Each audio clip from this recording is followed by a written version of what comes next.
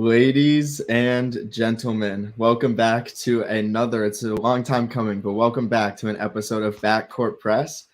As some of you may know, I am your main host, Hunter Medic, joined by my co-host, Zach Vinci. Say hello. What's up, everyone? It's been a while, you know. I know. Long semester, had to get it out of the way, and get right back into it in the middle of the season. So very excited. Exactly. We wanted to come back in the beginning of the season, obviously, as an NBA podcast would, but with all finals and both of us being at good colleges and working on our grades and everything, it was definitely difficult to try and do it then. I mean, even our Instagram page has been slacking, but we're back. Now that we're both back. I know you're not back at college yet because you're probably on the line for a little bit, but I'm back and we're ready to get back into the podcast. It's been a long time coming. We're ready to get back into it. And what better way to come back than to do our all-star teams? Because, I mean, it's perfect timing. The NBA is getting crazy hot recently with amazing games. I know we just saw Trae Young and Anthony Simons have an incredible battle the other night. Players like Nikola Jokic putting up ridiculous numbers. LeBron James having his best 10-game stretch in years somehow. Oh, my God. And DeMar DeRozan is somehow an MVP candidate. Oh, my God. I mean, this NBA season has been so great. There's so much I want to talk about. This is insane. I know. It's been too long, so now we have so much to talk about. All-Star season is one of my favorite times of the year. I actually was very close to getting tickets to go to All-Star weekend this year, but I think me and my dad are postponing and go next year instead in the beautiful city of Utah, or the state of Utah. The same thing. City of Utah.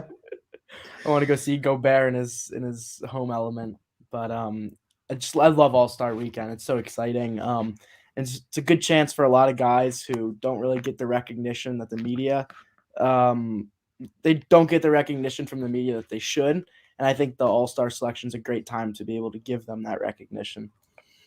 Yeah, I completely agree. And with everything going on this season, obviously this will be more talked about in future podcasts because we'll go through players that have made a name for themselves due to all the health and safety protocols, things that are happening. We don't even know if, I mean, with the All-Star game being in about a month or just under a month now, some players that we named today might not even be available because it seems like players are just dropping left and right. So might name a player that's a starter and we might not see him play just because of health and safety protocols. That's why for my selections, I have 4 alternates in the East and 5 in the West, just because who knows who's going to be playing. Like I remember last year, Anthony Davis got selected but didn't play. I mean, Devin Booker had to come in. I think there was another one. Even though he deserved it anyway. Yeah, Mike Conley came in, who also didn't really quite deserve it, but you never know who's going to come in, who's going to be out. I got a couple guys that I selected that are injured right now. Who knows if they'll even be back by February, but who knows? That's why I got to have a lot of names. It's good because there's a lot of guys performing, a lot of great players who deserve to get in. Not all of them will end up getting in. So at least we have a good pool of players despite COVID. Yeah, I mean, when looking at, I'll start with this, primarily the guard play in both conferences. I mean, it is ridiculous. I wish that the NBA would make it a 15-on-15 roster because just so that those extra players could be added because there's some names that we're going to name that wasn't able to put into the All-Star game that I think completely deserve an All-Star bid. In particular, my alternate guards in the West are just absolutely insane. And I hate that some of them are missing out on the game. 2 of them in particular.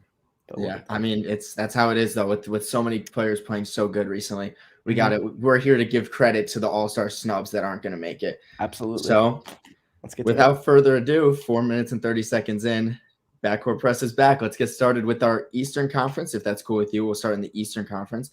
Absolutely. I think we'll just go starters to reserves. We'll just go straight down the list. I'll start off with my first All-Star guard. I'm pretty sure, you'll have him here too. I don't know why he is listed as a guard because he has played power forward and small forward for the past about 3 or 4 years. But according to some Bleacher Report articles, the worst offseason signing is going to be an All-Star starter this year in DeMar DeRozan of the Chicago Bulls. Yeah, I included him in a forward spot because screw the NBA and whatever Honestly, they yeah. listed him as a guard. Lonzo Ball and Zach LaVine have started nearly every single game for the Bulls this year as their 2 guard spots. DeRozan's listed as a power forward on Basketball Reference. And from what I've watched him play, I don't think I've seen him play at the guard spot once this year. I don't either. So screw NBA.com. I have him listed as a forward.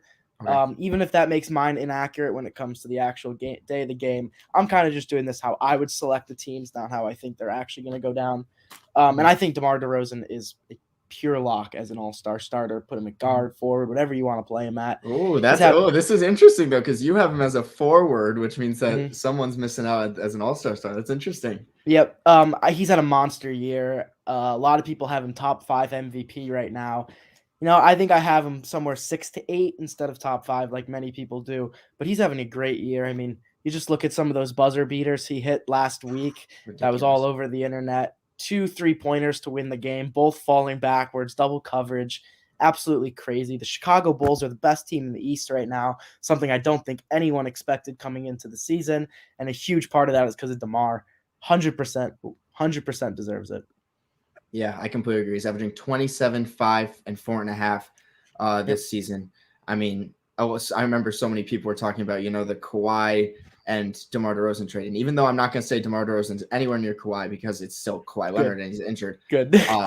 Let's be honest. A lot of people didn't agree with the trade because it was DeMar DeRozan for Kawhi Leonard. Now DeMar DeRozan's, he's just proved everyone wrong every single time he's been put in a situation. I mean, I feel like he's had incredible seasons recently with the San Antonio Spurs, but people haven't talked about because the Spurs, and no one talks about the Spurs just like this year. So, go ahead. Yeah, the one thing I want to say too that I think gets overlooked about DeRozan is how much of a part Greg Popovich played in his development.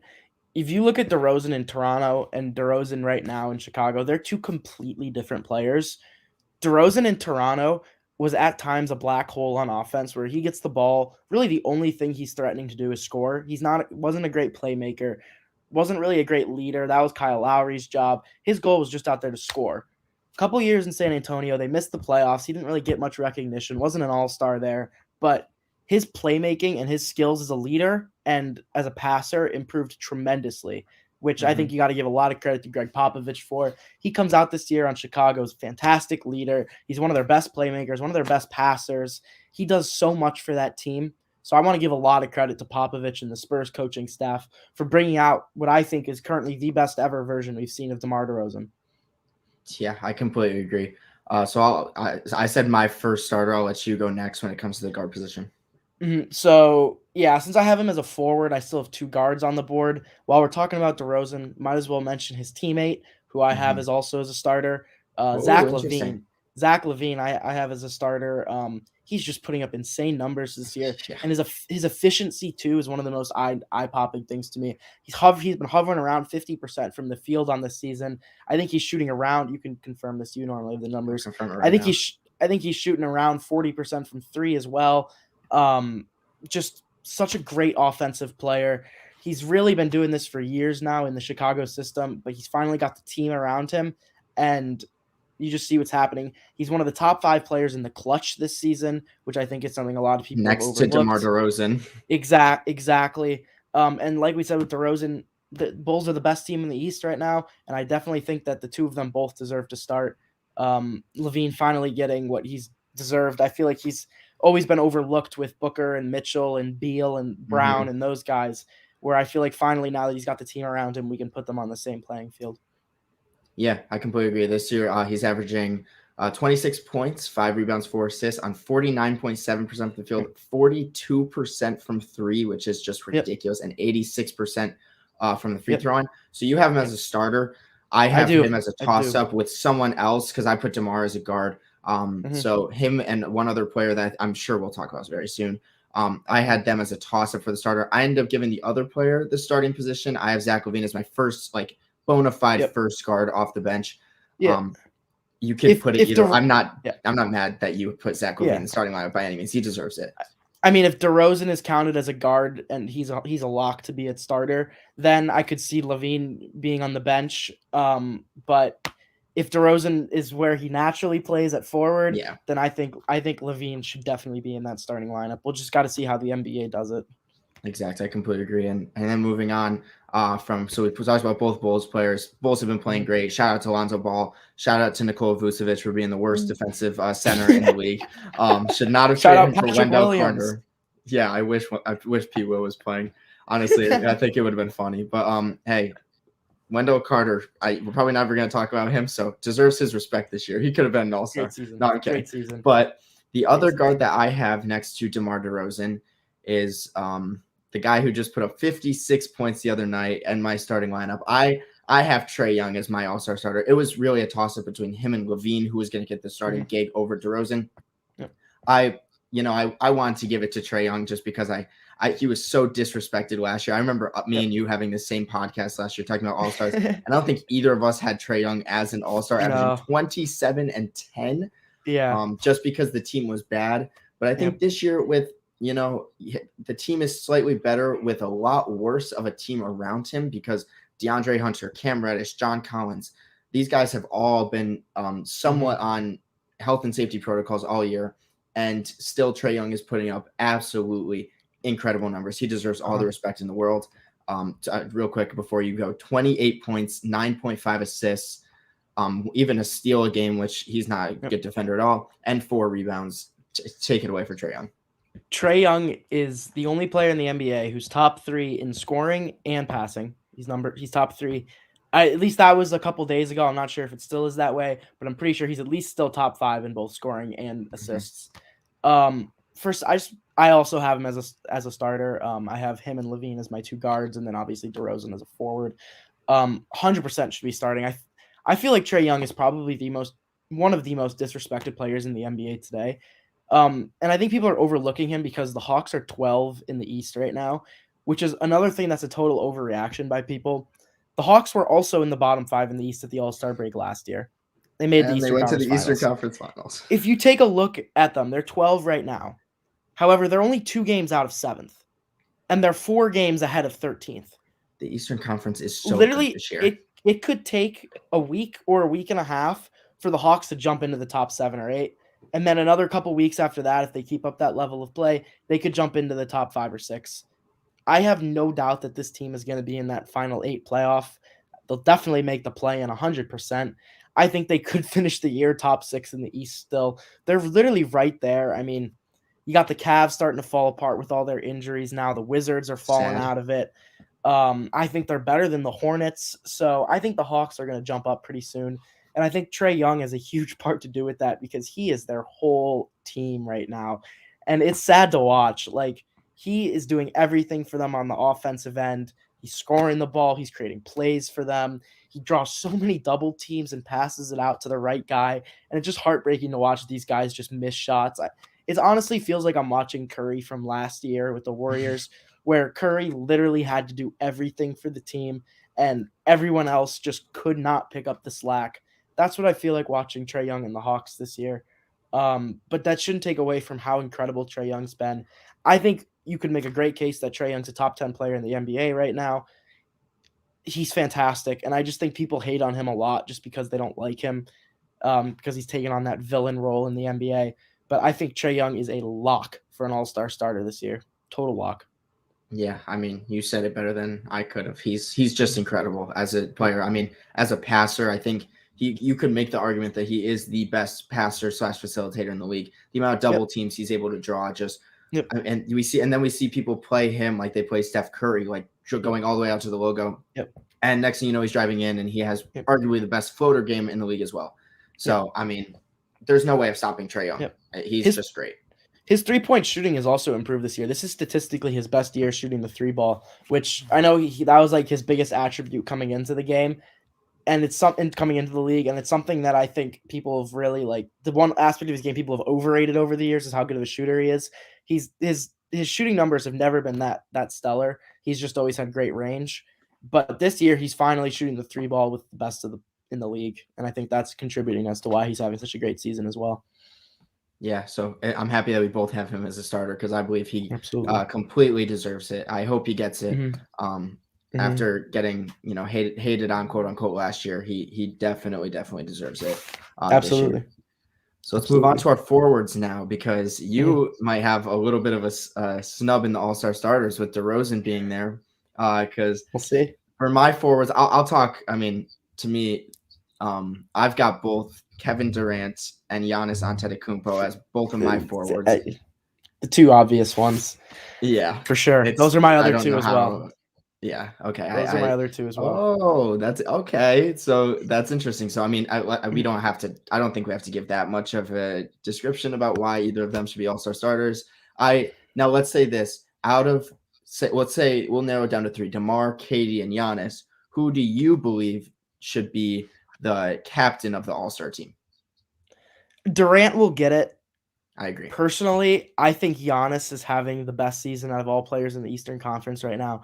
I actually probably would have Giannis as my MVP pick at the moment. Ooh. I think he's getting overlooked a lot because he's doing the exact same thing that he has done the last 3 years. His numbers are pretty much the exact same. You watch him, he does the exact same stuff. He's the same player he was the last year and the year before, and he's just as good. And I just think his game is so impactful. And you watch those Bucks games, and like early in the season, they were missing a lot of guys and they were losing games, and people were overreacting because of that. In the last 2 to 3 weeks, last month even, the Bucks have been, in my opinion, the best team in the NBA, besides probably Golden State. Giannis is just absolutely carrying that team. I would also like to mention Jrue Holiday is having a fantastic season as well. I don't have him in my all-star selections or my alternates, but I just wanted to mention Jrue Holiday, I think, is having the best season of his career since he left Philly in 2012. But I like this Bucks team a lot right now, and I think Giannis is just captaining them to the finish, just like he did last year. So he would probably be my MVP pick right now. So I think he should be the captain, but Durant will get it because it's Kevin Durant leading the league in scoring, having an insane season. Honestly, I would just love to see DeMar DeRozan, because we've already seen Giannis draft. We've already seen Durant draft. To see DeMar DeRozan draft would probably be one of the coolest things ever. That would be crazy. But really quickly, I pulled up a post that we made on our Instagram page from November 9th, 2021. So this was about 2 months ago now or something like that. And we made a Backcourt Press NBA Power Rankings on the 9th of the 21st. And I remember you, when they were doing horrible, put the Milwaukee Bucks at 10th on your power rankings because they weren't having a good year. They started off. I think they were under 500 at that point too. They were like way below 500. Yeah. And I remember a bunch of people in the comments being like, "Why is Milwaukee there? Like, I don't understand it." And now they're back to being a top 3 team in the East, undisputed. And I think it's the funniest thing ever. Honestly, one of my favorite parts of the NBA season is always the first 2 weeks and seeing everyone's overreactions. Like Washington being the number 1 team in the league at 2 weeks in. Like, let's be real here. People need to understand that the first 2 weeks of the NBA season means absolutely nothing usually. And you have to look at context. Obviously, the Bucks were going to be a top 2 or 3 team in the East. They were just injured. People don't look at context, and it's frustrating sometimes. But absolutely, Giannis and the Bucks are just as good this year as they were last year. Yeah, I mean, you said it spot on. So that rounds out your starting 5, I believe, in the East. Yep. Trae Young, Zach LaVine, DeMar DeRozan, Kevin Durant, and Giannis. So the only difference we have is I have Trae Young, DeMar DeRozan as my guards, and then to round out my forwards with KD and Giannis, I have none other than Joel Embiid running my center spot. I mean, once again, another player I don't really think needs to be talked about that much. I understand if I'm interested to see what ends up happening because obviously, DeMar is listed as a guard and a forward, so we'll see who gets it there. But with Joel Embiid, he has just been out of this world again this year. He's having another MVP type season, averaging 27, 11, and 4 assists, another all defensive team stats with 1.2 steals, 1.4 blocks. The 76ers are 21 and 16 without obviously Ben Simmons suiting up yet for this team, with Danny Green having multiple only minutes in his statistics in the box score showing. I think that's the funniest thing ever. Danny Green's just out there getting paid to do cardio. But I mean, he's a decoy. He's a decoy. He draws the defenders when he's in the corner. Exactly. So, I mean, you have him coming. I believe you probably have him as your first forward off your bench. I have him as my probably my number 1 man off the bench. And honestly, the only reason I have that is because of games played. I think he's only played about 70% of the games of it, 70 to 75% of available games for the Sixers, whereas all the guys I have in my top 5 have played pretty much every single game this year. And also his efficiency is a little bit lower than it usually is, but I'm not really holding that against him. He really doesn't have another reliable offensive option this year. I mean, he never really has because Simmons has never been that good on offense. But the one thing I want to mention about Embiid is that he has the Sixers as 5 in the East right now, which I think is insane because I'm a Sixers fan and I've watched them a lot this year, and we're not good. Like the Sixers aren't good, aren't good this year, and it's kind of frustrating to watch a lot of times. Tobias Harris has been horrible this season, absolutely atrocious. It hurts to watch him. You just mentioned Danny Green. Oh, he's useless out there. Hey, Totally Tyrese useless. Maxey's been solid. We'll get there in a second. Matisse Thybulle, such a good defender. I love that. He's probably worse on offense than he has been the last 2 years. Yeah, he doesn't do anything on offense. Honestly, the only bright spot other than Embiid has been Tyrese Maxey, who you just mentioned. I love Maxey. Maxey's insane, but he's still a developing young guard. He's not a reliable second option yet. And then also Andre Drummond, baby. Oh, get out of here. I love Georges Niang. Andre Drummond has been fantastic for Philly this year. Sorry, I'm getting off topic. Joel Embiid, great season so far. He's only been getting better. I think he was just player of the month this past month or something. Embiid's he's only improving at this point in the season. His numbers definitely indicate all-star starter. He's got his team there. Like I said, the only thing that's holding me back from putting him up there is games played. Yeah, that's fair enough. So you have games played as like that factor for him not being a quote unquote starter. The way I looked at it when I was doing my list is like so many players are missing time this year that it's just like I looked at it where it's like unless you have missed a severe amount of time due to an actual injury, like when I say severe amount of time, I mean like a Bam Adebayo amount of time. Like I'm not holding it against Embiid. I still believe he probably will be a starter. I'd be shocked if the NBA let Joel Embiid come off the bench in the All-Star game. I just feel like that's not a thing Adam Silver would let. Yeah. But at the same time, it's Joel Embiid. He deserves to just be there no matter what. It's not like when you're making when you're looking at the end of someone's career, it doesn't say 3-time All-Star starter, 5-time All-Star reserve. He's an All-Star either way, and that's all that matters. Exactly. I have a feeling that he'll get the nod.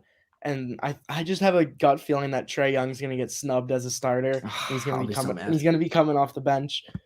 Because if they do count DeRozan as a guard, I don't see any way that Embiid isn't going to be that third starter with Giannis and Butler. Or not Butler, Durant.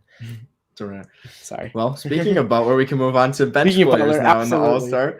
Yeah, why not? Absolutely. So, do you want to start with? We'll start with guards because I know you have we haven't talked about any of my bench guards yet. Yeah, we have not. I have Zach LaVine on my bench guard as one of them. So let's go to you. Let's go for it. So my top bench. So the way I did this as the bench, I did 2 guards, 3 forwards, and then 2 wild cards. I did the same. Okay.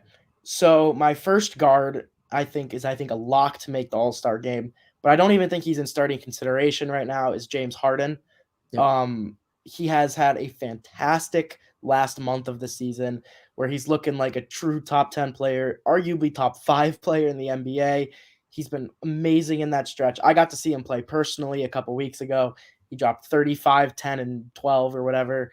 Like just incredible numbers. He's so fun to watch.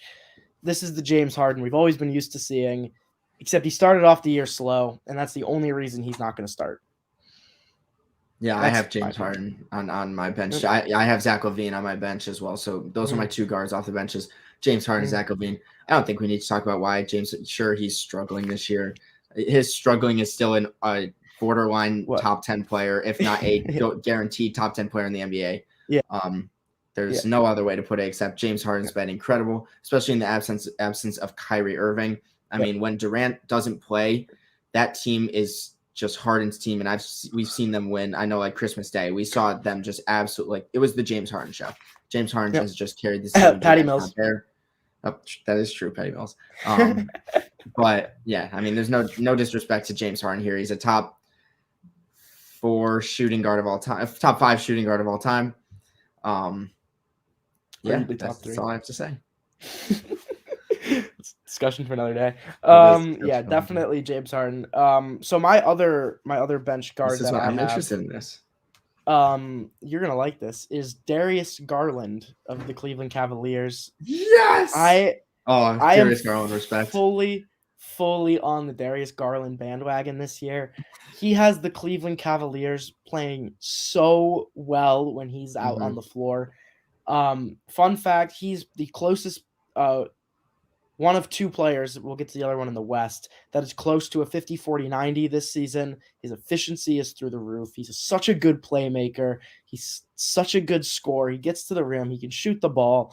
He is exactly what this Cleveland team needs out of a point guard for the future, and he's got them there. He had them as top 4 in the East before his injury.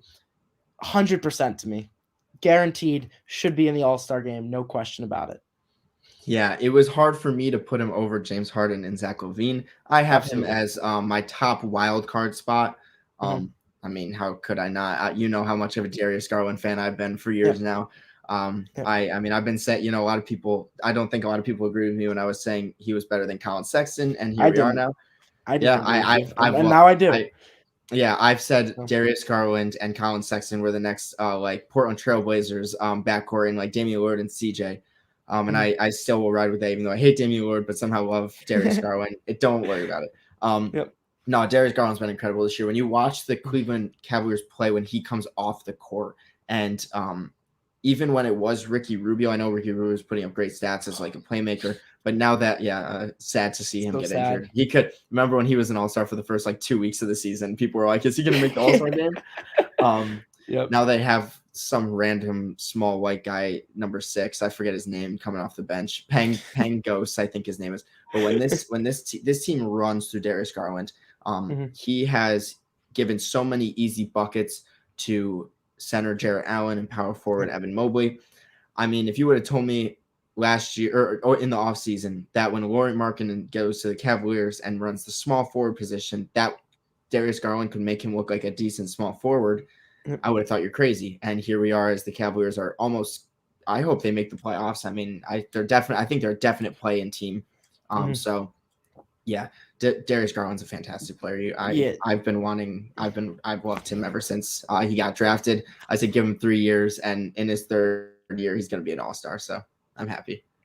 Yep. My prediction is right. So now let's move on to the forwards. I know we just mentioned one who you almost said was a starter. We talked about Embiid. So I got 2 more of mine. You still have 3, I believe. I still have 3. Yeah. I'll start with talk about Jimmy Butler. Yeah, that's the obvious one. That's the lock. I mean, if it wasn't for games played, I think he'd contend as a starter. Having a great season. Before he went down, he's had a couple injuries. I know he just got re-injured again a couple games ago. But when he's playing, the Heat are so good. And the Heat are one of those teams that like you really need to see them with Butler and without Butler to notice the impact he has on that team. Like, it's not always super apparent when you're watching the Heat with Butler, like how good and how much he impacts the team. But when you watch them without Butler, they don't even look like a playoff team most of the time. I don't know. I've been a huge Jimmy Butler fan for years. I can't really say much new on him that I haven't already said already. He's such an impactful offensive and defensive player. I still think he's a top 3 or 4 defensive wing in the NBA. His mid-range shot is beautiful. He can get to the rim. Fantastic playmaker, fantastic rebounder. I think a top 3 or 4 leader in the NBA. He's got the Heat as one of the best teams in the East without Bam for most of the season. Total lock to me. I mean, games played is his only negative right now. Yeah, I mean, you summed it up perfectly.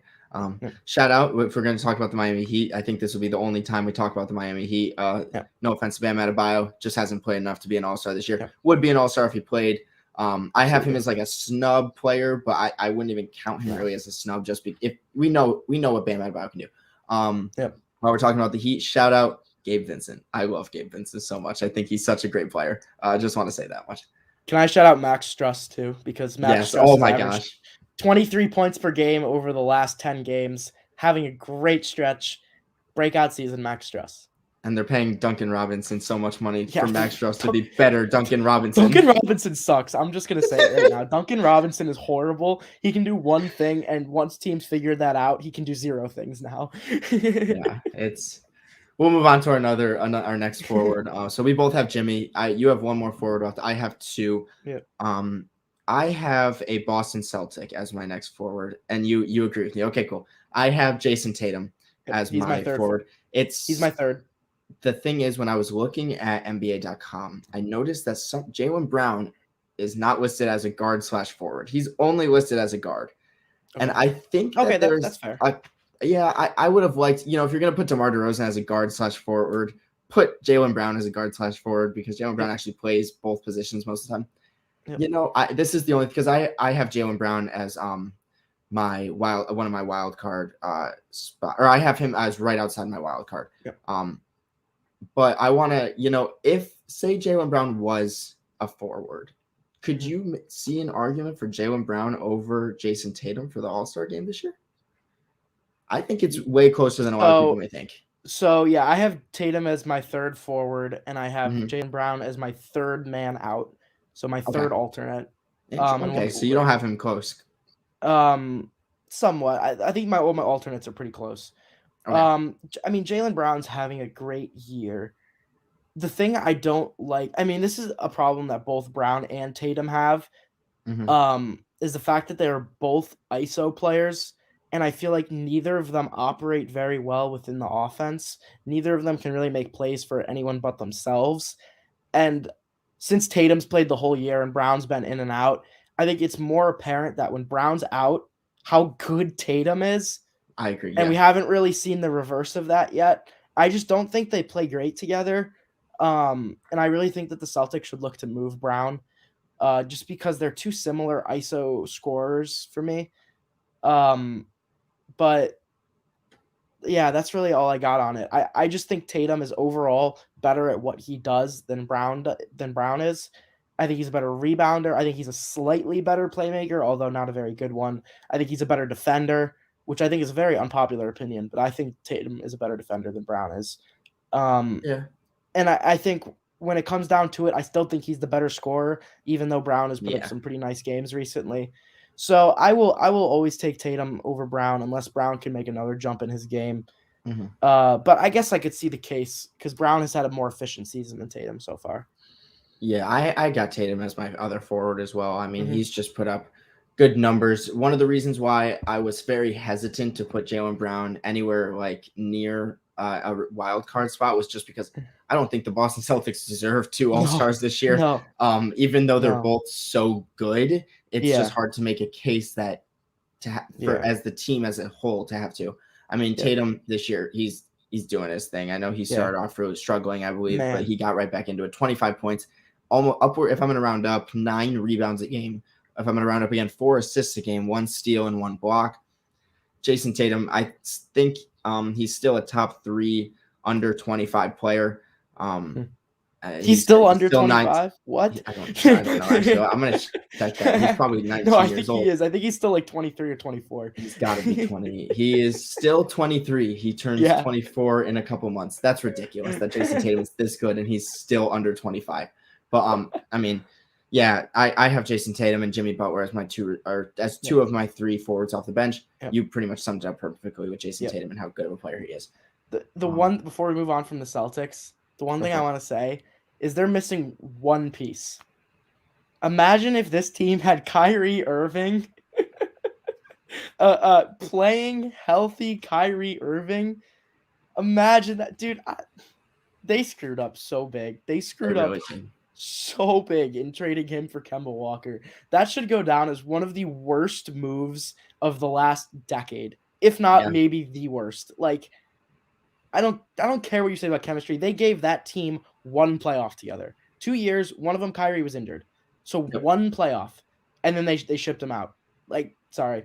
A little rant there, but Celtics just a joke of a franchise. Sorry. That joke of a franchise. Since Bill Walton made the friend. No, Bill Walton and Woodward made the friend. No, I'm kidding. I cannot say that. But yeah, no.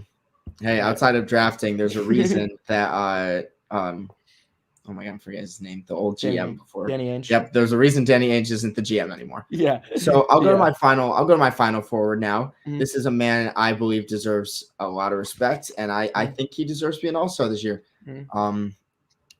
I have Jared Allen as my third forward coming off the bench. He has been. You where do you have him? Do you have him in the wild card? I have him as my number one wild card, so I do have him in the game as well. Love it. So we could talk about him. I mean, with the Cavaliers sitting at 21-17, and Jared Allen putting up 17, 11, and 2 on 1.5 blocks a game. I mean, so we were two people that said we didn't know about re-signing him because of Evan Mobley, and Evan Mobley still played incredible next to him. But we're not gonna. That's not overshadowing what Jared Allen has done. He's turned himself from a Clint Capella to a Rudy Gobert with offense, like legitimately in like one. No, he's not nearly as good as Rudy Gobert defensively. We both know that, but he has that same impact for this Cleveland Cavaliers team. I think Jared Allen deserves so much respect, and I'll never forget when we were reading the James Harden trade. It seems like the Cleveland Cavaliers gave up nothing. It's just the Nets knew they had to ship Jared Allen out in the deal, and the Cavaliers were like, oh, we'll take him for nothing then. Yeah. And they were like, yeah, sure, because Jared Allen should be on Houston right now. And he's not. He's in Cleveland, absolutely succeeding with him and the 17 power forwards that this team has. So go talk about Jared Allen. The thing that always gets me about Jared Allen is check his age right now. I don't think he's older than 23. I'm pretty sure he's 20. He is 23. He's 23. I feel like he's been in the league for like 5 years now, and he's still this young. He's only getting better. Like 23, so that's like Bam's age basically. And you hear Jayson all this Tatum's about and you hear all this about Bam like being the next up and coming center, which is true. Bam's incredible. No disrespect on Bam. But Jared Allen's right there, man. 17 and 11, such a great defensive presence. He has the what I always call the Bill Russell effect, which is he scares defenders from coming into the paint just because of his presence there, because he's such a good shot blocker. Like his blocks don't show how good of a defender he is. Yeah. He's a great rebounder. He's so efficient. He only takes good shots. I've always disliked Jared Allen coming into this year because the one game where I watched him in person, it was a couple of years ago, they played the Sixers, and Joel Embiid made him his son. And I think Allen ended that game. Something else. I'm pretty sure Allen ended that game with like 2 points and 4 rebounds and like 1 of 12 from the field. And I was like, this guy's horrible. I was wrong, and I'm so happy that I was wrong because Jared Allen has been fantastic this year. He's just as big of a reason as the Cavs becoming good as Garland is and as Mobley is, if not a bigger reason than both of them. Him and Mobley together form the best defensive front court in the NBA. I think you could legitimately argue both of them as top 5 to 7 depoy candidates. Allen protects the paint while Mobley does everything else inside for the Cavs. It reminds me a lot of the 90s Rockets with Olajuwon and Otis Thorpe down below. Very similar dynamic there. Obviously, Allen's no Olajuwon, but I think he 100% deserves an all-star spot. And I'm glad that both me and you have him and Garland in there because I think the Cavs should have 2 guys. Yeah, like when I was saying about the whole thing with Jaylen Brown, how he shouldn't go there just because the Celtics are bad. No one expected the Cavs to be good like this at least, and I think they deserve 2 all-star spots. And you could even, I mean, as a snub, you could I wouldn't mind if someone mentioned Evan Mobley's name as an all-star snub because he also has just been incredible as a rookie. Honestly, give it 1 more year, and I wouldn't be surprised if we're talking about Mobley as an all-star reserve next year. One quick thing before we move on.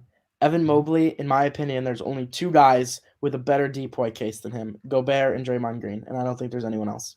I think he's that good, and for a rookie is ridiculous for how good he is on defense. He is gets in passing lanes, can play on-ball defense, can play off-ball defense, great rim protector. He's so high basketball IQ down there, and he's so athletic. Like, he has no defensive flaws, and he's a rookie, which to me, you never see that from a rookie. Okay, that's it about Mobley. Yeah, I mean, and the Rockets selected Jaylen Green, right? So let's go to the second. So now you have your first. We're 11 for 11 right now. We have the same exact, just different. I have a feeling we're going to differ on this one. I'll let you know what. I have a feeling we're going to differ on this. Do you have an injury replacement? I just want to know if you have an injury replacement as well. No, I have my 12, and then I have my 4 alternates, who I think any Okay. of them have deserved enough to be in a spot, but I don't think they're Okay. quite as good as my 12. Okay, what's it called? After we do our last wild card, choose one of them to be your injury replacement. Because I want to see if we go 13 for 13 with Okay. the players that we have. Because Okay. I have one injury replacement that I'm Okay. very interested. So my wild card is a guard Me too. in a mid-tier Eastern Conference team. I think we're going to differ. I was between these two guys for my last spot. I was too, and I ended up going with Fred VanVleet to be my Let's final go. wild card That's who I did. That's who Did I you really? chose. Yes. It was very hard. I have LaMelo over Ball. LaMelo. Yep. I have just LaMelo as my LaMelo. IR replacement. Yep. He was my 13. He was my 13. Oh, I'm going to be honest. The NBA is not going to let Fred VanVleet be an all-star over LaMelo Ball. That's not going to happen. It's so sad, but I think he deserves it. But yeah, I mean, you could start with this because I love the Toronto Raptors. I remember when so many people were so confused about the Scottie Barnes pick because they were like, Fred VanVleet can't be an actual point guard. And here he is just proving everyone wrong, playing the most minutes in the NBA because Nick Nurse, this team is so bad when he's not on the court. Go for it. It's so satisfying for me, too, because for the last 2 years, I've been saying that Fred VanVleet is not a shooting guard. He's a point guard, and he's been playing out of position his entire NBA career. And that's why I was so keen on the Raptors moving Kyle Lowry last year, because I knew as soon as they did, VanVleet would step up as the team's bona fide best player. I even said last year that he was their best player when everyone was like, oh, Siakam. I think I put it when I was doing like my best Raptor of every year. I had VanVleet for last year, and everyone was like, oh, Siakam, Lowry. VanVleet is the man for this team, and it makes me so happy to see him doing so well. He's averaging 29.5 points per game the last week or 2 weeks, something like that. I think like 5 to 10 games. And he's just carrying this team. Toronto is on a roll right now. I think they've won like 4 of their last 5 or something along those lines. Scottie Barnes is fantastic. And VanVleet is fantastic. OG Anunoby is getting there. I still think he's got a lot of potential, and he's had flashes of greatness this year. But VanVleet is just so good. Like, great on-ball defender, especially for like a small guard. Fantastic playmaker. Can score from anywhere on the floor. He's just does so much for this team, and he's so impactful on the floor. Like you said, I think his on-off rating is one of the best in the NBA. Yeah. From when he's on the court to when he's off the court. I think he would be very much, even though he was my last guy to make it in, I really think he would be a snub if he didn't make it. Because I mean, you pretty much said everything about him. So I'll go over to the point guard that the Warriors should not have taken. James Wiseman's still going to be great. Don't worry about it. LaMelo Ball is averaging 19 points, 7 rebounds, 8 assists. To me, I know you said it would be a snub if VanVleet doesn't make it. I think I'd be okay with, honestly, either of them. I'd be surprised if the NBA didn't put LaMelo Ball as an all-star because the amount of views that they'll get just from LaMelo. It's LaMelo. LeVar will sit courtside. Things will get crazy. I mean, LaMelo's been incredible. The Hornets, I mean, he's made Miles. I wouldn't say he's made Miles Bridges. Miles Bridges is one of my players I have as a quote-unquote snub. But, I mean, you can see how much of an impact LaMelo has had on Terry Rozier, Miles Bridges, Kelly Oubre, who was atrocious last year, is getting open threes this year because of a guy named LaMelo Ball. I think LaMelo is still an incredible player. If he doesn't make it this year, he will probably make it guaranteed for the next 8 to 9 years every single time. I don't see why he wouldn't, but it's a toss-up this year, and I would just love because I have a feeling that this will probably be the only year Fred VanVleet will be in this much contention for it. So I'd love to see Fred VanVleet get it this year, just so then he has it in his resume. You know what I mean? Yeah. So that I was really between VanVleet, Garland, and Ball.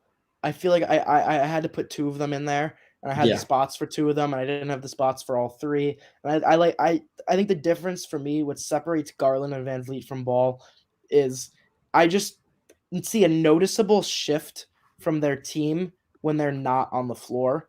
Like I said, I think Toronto is horrible without VanVleet, and we've been seeing that Cleveland without Garland and even without Rubio too is just nowhere near the team that we saw earlier in the season. when I watch the Hornets and LaMelo's not on the floor, they're still a decent basketball team. They've still got Ish Terry Smith. Rozier balling it Ish up. Smith is goated. Yeah. Yeah, but they've got other players who pick up the slack for LaMelo, and maybe that's not really LaMelo's fault that the Hornets are just a better team than the Raptors or the Cavaliers.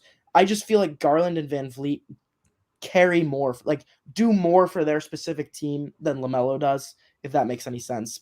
But Yeah. LaMelo definitely great player, no disrespect on him. He definitely deserves to be an all-star this year, and just because I don't have him in it doesn't mean he doesn't deserve it. I'm sure he'll make it. I'm sure he will. I'm sure he will too. I just would be surprised if the NBA allows him not to make it. So he's your first snub, quote unquote, off the bench. I have him as my IR replacement. So we both went 13 for 13. We had the same team. That's very impressive because I was saying that like the Eastern guards are super hard to choose from because when I was looking at Fred VanVleet, Garland, LaMelo, I even threw Jaylen Brown and Bradley Beal in the mix of those two guys. Because I think that's a straight up toss up. If someone said Bradley Beal, I wouldn't even be mad. Like I really wouldn't. Bradley Beal has struggled. He struggled to start the season. Recently, he's been very, very good again for the Wizards. So it's like if he can kill it again in the next month, I wouldn't be surprised if Bradley Beal makes it.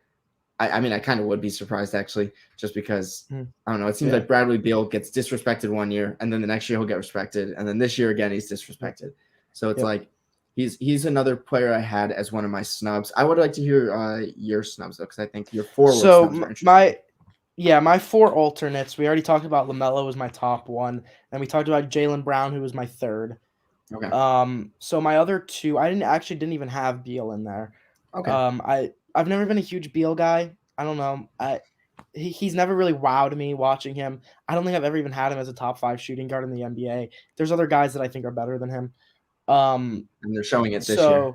So my number 2 snub, who was my top forward snub, and I was debating between him and Jared Allen at times, is Domantas Sabonis. Who the only reason I didn't even think of him. I didn't put Sabonis in there exactly because Indiana is horrible this year. They are arguably the worst team. Like if you look at just like the games they play, the margin of loss they have, like Indiana is a bottom 5 team in the NBA, which hurts me because I had them as my underrated sleeper pick for this year. And I also had I had Sabonis as an underrated sleeper MVP pick this year. Oh my gosh. We're going to ignore that for a second. But despite that, Sabonis has been great this year. And I don't think everyone's overlooking it because of how bad Indiana is. But he's averaging, I think, like 19 and 12 and 5 or something. His efficiency is incredible. Spot on with the stats. He's shooting, I think, 58% from the field and like 41% from 3. Or is that one's off, isn't it? Hold on. 41 or 31? Is it 31? It's 30.4. So if we round up, it's literally 58, 40, 31. Never mind. His 3-point shooting isn't as good as I thought it was. But he's such an efficient player. He's a great scorer. He's a great rebounder. He's a great playmaker. He does so much for his team. He's just not meant to be the number 1 option on a team. Like, that's just not his role. He would fit so well as a number 2 option. Bring him Jayson make Tatum him more center. In Boston. That's interesting. I didn't think about that. I've said this pretty much this entire year that I think Tatum and Sabonis would be a fantastic fit in Boston if they shipped out Jaylen Brown. Golden State. Imagine we got him as our center. Kuminga, Moody, Wiseman, and a first. Wiseman, Moody, and 2 firsts. I don't want to give up Kuminga. I love Kuminga so much. But yeah, no, it's hard. I think Sabonis is definitely deserving of a spot this year. I really doubt he'll get one unless COVID ramps up or there's a lot of injuries. But to me, he was the top forward snub. Yeah, if there's a forward that's in health and safety protocols, I don't see why he doesn't make it. Right? I can't think of another case for anyone else above him other than the guys we put ahead of him. Mm-hmm. My fourth alternate, which I think was a little bit lower than the rest, I just kind of wanted to mention him, is Chris Middleton because he continually gets absolutely no recognition. I don't think I've heard his name mentioned once this entire year in the media. He's doing pretty much the same thing he's been doing the last 2 years. I saw a stat where Milwaukee, when he scored 20 points, Milwaukee is like 12-1 this year or something like that. He's doing everything he always does, and he's just such a slept-on player because everyone overlooks him for Giannis. But he's a really good defender. He can score from anywhere on the field. He's really clutch. He's huge in the final moments for them. He's just doing everything he always does for Milwaukee, and just no one gives him recognition. He won't be an all-star, and honestly, I don't even think he deserves to be one compared to all these other guys. Yeah. But I just really wanted to mention him because he doesn't get mentioned at all. His efficiency has fallen off a lot though this year. If you look at it, like like last year he shot 48% from the field, 42% from three. This year he's shooting 42% from the field, 36% from three. Yeah. I'm happy you mentioned him because I have a player like that who I think deserves to be talked about in OG Anunoby, who I think should be in, like, he's in this similar situation where no one's going to talk about OG, but yet he's averaging a quiet like 25-5 or something along those lines. Is he really? It might be a little lower than that. I think Siakam's been, I got it right here actually. He's averaging 19, 5 and 3 and 2 steals as well. It's another one. He's played less than half of the games for them this season. Yeah, I want to shout him out. I think he's been fantastic this year when he has played. And trust me, next year, a different forward will be taking the spotlight in Toronto, because I think we're going to be talking about Scotty Barnes and Evan Mobley as 2 All-Stars next year, foreshadowing for a year from now. But absolutely. Yeah, that wraps up. I don't have any other names in the Eastern Conference that I would want to mention. If you're set with the Eastern Conference. Off my ear. I'm all set out with the Eastern Conference. We talked about pretty much everyone I wanted to talk about. Let's move on to the West. Yeah, let's go for it. So as I'll start with the guards because I'm interested to see who you have as your secondary guard to the best point guard, undisputed of all time. No, I'm kidding. Oh, don't get me started. Stephen Curry. I mean, what do I have to say? It's Stephen Curry. Sure. Oh no, he had 9 points 2 games ago and 14 points last game. Dude, we won the game when it was. Stop it, people. Listen, Stephen Curry is having his worst statistical season since he won MVP for the first time, and he's still an undisputed top 3 player in the NBA. Which undisputed top 3 MVP right now. He does everything. Like, oh my God, this is exactly what I was trying to say last year when he had absolutely no help. That he just needs a little bit of support, and he's doing so much worse this year than last year statistically. But they're so much better because he provides the spacing. Literally, his presence on the court is all you need to be a great basketball team. You just got to fill out the rest of the team with shooters and good defenders. That's it. And you have arguably the best defender in the league and arguably a top 10 shooter this year next to him in Jordan Poole. And Andrew Wiggins, who's been fantastic as well. Yeah, trust me. We'll talk about Andrew Wiggins. But yeah, Curry is – I don't want to hear about Curry. Curry is still a top 3 player in the NBA. He single-handedly is the reason the Warriors are as good. Okay, double-handedly because I want to. Draymond Green is a huge reason. Yeah, we'll talk about Draymond. We'll get to him, but Stephen Curry, 100% is not even a question. He'll be the captain too. I don't see anyone getting more votes than him in the West. Yeah, I think it's between him and Jokic for who's going to get the captain spot. LeBron.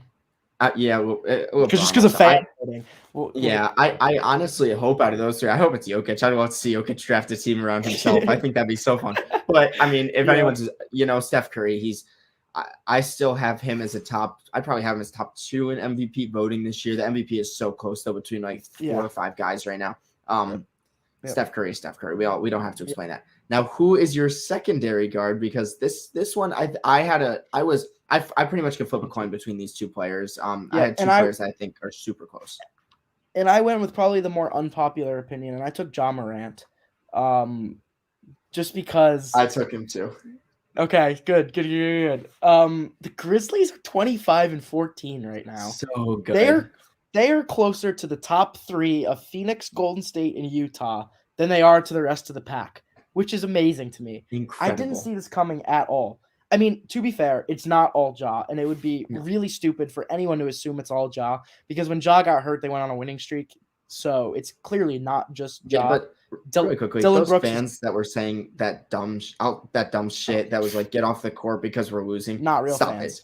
No, not real fans. It's Ja Morant, guys. Stop it. Don't ever do that again. But Ja Morant, the improvement from him last year to where I thought he was one of the most overrated players in the NBA, just based off of his name. I honestly didn't even think he was their best player last year. I thought Jonas Valanciunas was their most important player.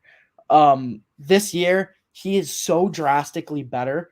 Like, the way he attacks the rim, but the biggest difference, he's always been a great passer. He's always been great at attacking the rim. He's always been shooting. a pretty mediocre defender. His 3-point shooting, he's shooting 41%. Last year, he couldn't shoot whatsoever. He was like Ben Simmons out there. Like, you give him as much space as you want. Russell Westbrook type beat. Like, seriously, let him shoot. This year, you can't do that because he's shooting the ball so well. Like, it's amazing to me that he's over 40%. Because I watched him last year, and I was like, if he doesn't develop that shot, he's going to be one of the most overrated players for a long time. And he developed it in 1 year. It took him like 3 months. Like, take notes, Ben Simmons. Take notes. Yeah, I mean, you know how much of a Ja Morant fan I have been throughout. Like, I love this man. I'm wearing his high school jersey in case any of you guys didn't notice what the jersey was. He's shooting.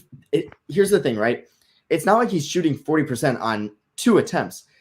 He's shooting 40% on 4.3 attempts a game. He has somehow increased his attempts and increased his percentage, which just makes no sense whatsoever. Yep. But I mean, he's just ridiculous. He's 6'3". He's arguably one of the best finishers in the NBA, if not the best. Like, I don't know who else I'm taking as a guard. I'd say a guard who's finishing at the rim. True. That's a good point. But and Kyrie's played 1 game. So so far this year, I'll take Ja Morant.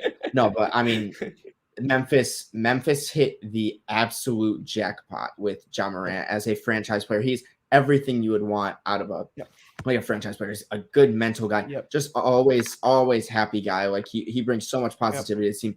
He brings so much incredible leadership. I mean, if you would have told me that Desmond Bane would be averaging 17 a game this year, that I listen, Desmond Bane's been incredible, and no disrespect to Desmond Bane, but a lot of that has to do with Ja Morant. Just you put shooters around Ja Morant. Dylan Brooks averaging 19. Dylan Brooks. Oh my God, Dylan Brooks has been fantastic. Desmond Bane 17. Jaren Jackson Jr. 16. These guys are getting such open looks because Ja Morant and Trae Young have that same effect where they just draw in the entire defense and they can kick it out whenever they want. They can get a floater, a smooth layup, a nifty crossover into a poster dunk for Ja Morant. This guy's he's incredible, man. I love Ja Morant. I mean, I know your roommate's a Grizzlies fan. I think he's just I think he's a generational talent. You don't just draft players like Ja Morant. I'm so happy we both have him as a starter because I just think he deserves it so much. 100%. And right now I'm eyeing, I know there's a long way to go in the season, but a potential 4-5 matchup of Grizzlies Mavericks, which it is right now, would be so much fun. I'm praying we get something along those lines. I just want to see Luka playing anyone but Kawhi in the playoffs because you can't beat Kawhi, and I want to see Luka go far. Hey, whoever wins that series would go against possibly the Golden State Warriors, so that would be incredible 2 series. Let's move on to our forwards now. Ja already proved himself Curry's father last year. All right, so. Stop that. All right, let's move on to our forwards. We might have a disagreement here just because some players listed as a forward who I don't know should be listed as a forward. Interesting. We'll start. LeBron James. He's a guaranteed all-star starter. Stop it. You know what I mean? He's LeBron James. We both were saying stuff about like LeBron last year, and that we both said he wasn't we could name what was it? He wasn't a top 8. I said I said I could name 5 better than him. 5, yeah. And I can't name 5 better than him right now. I don't think we can. I don't know if you can name 3 better than him. Like honestly, like this season, so good season might be one of his best. I don't know. I don't know. Like Kevin Durant, maybe. Like that's like Giannis, Jokic. Those guys are. It's so close. Okay. Like the top 5 is so close. You can't go just based off of stats. No. But LeBron is averaging more points, rebounds, assists on higher field goal percentage and higher 3-point percentage than Steph Curry this year. Obviously, Curry has that incredible floor gravity that makes him such an incredible player. But raw statistic, LeBron clears Curry right now, which is insane. He's been 29, 7, and 7, 1.7 steals, 1.1 blocks. Put him on the all-defensive team, NBA. Why not? Just do it. He's 37 years old. When he is not on the court. Remember when both. Hold on. We're 2 people. This is great. This is something I love about both of us when we talk basketball. Yep. We will gladly admit that we were wrong. And I believe both of us this offseason said, this is Anthony Davis's team. He is going to take them to the championship and win Finals MVP. Boy, were we mistaken because LeBron James is arguably better than the best. This is probably his best season since 2016, 2017 when he came back from 3-1. 2018. Oh, yeah, 2018. 28. Oh, yeah. He reminds me this season of 2018, Bron, where he literally No on help. offense is just carrying them so hard. I feel so bad for him. I mean, I didn't think I would. I never thought at this stage in his career I would feel bad for Mickey Mouse ring. I mean, to be fair, he constructed that whole team, and going for Westbrook was a horrible GM decision on his part. Like, Le GM is just as bad as we both said it was a great idea. Yeah, Le GM is in the same category as Jordan as a GM at this point. But I mean, I feel so bad for him because he is. I don't think I've seen a carry job from one player like this. Even like Curry last year.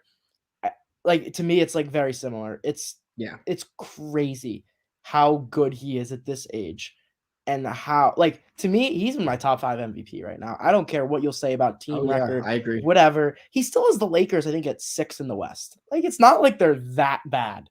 Yeah, I'm looking right now real quick because I know they're 20-19. They are they're avoiding the play-in.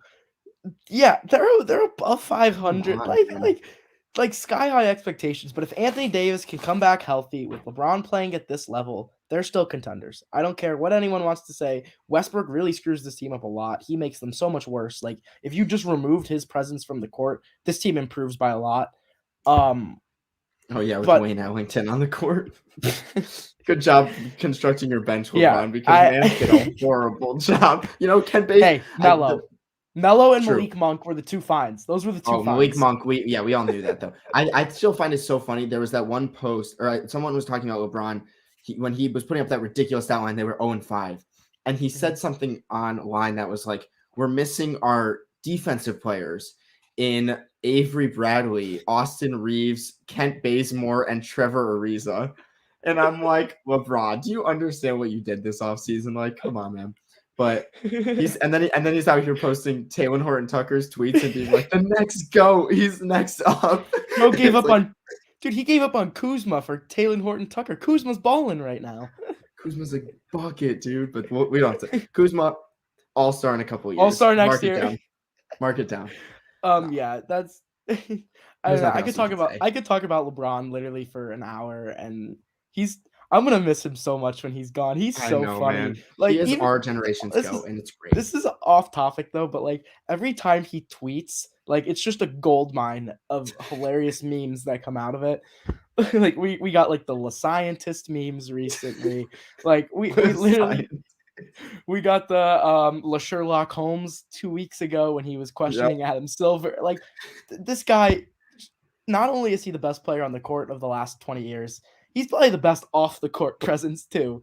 And I just love that about him. I'm going to miss him so much. I hope he keeps playing like this for the next 5 years because it's so fun to watch. It's like watching Tom Brady in his his Tampa Bay phase. That's what I feel like about watching LeBron now. I've always been like, I'm not a LeBron hater. I've just never been the biggest LeBron fan. But at this point in his career, I can firmly say that I love LeBron James. And wow, I want to go back now to our podcast like 6-7 months ago and just put those two clips next to each other because that'd be amazing to watch. We covered LeBron. You're wearing the Lakers jersey, the Jerry West jersey. He's carrying on the Lakers legacies. I mean, Jerry West, baby. So now I'll let you go first because we might have a difference in the forward position. So I want to see who you have as your next I think forward. We're clearly going to have a difference in the forward position here because my next forward is Nikola Jokic. So is mine. Okay. Perfect. Wait, so maybe we don't then. So who? Jokic, wait, you know what?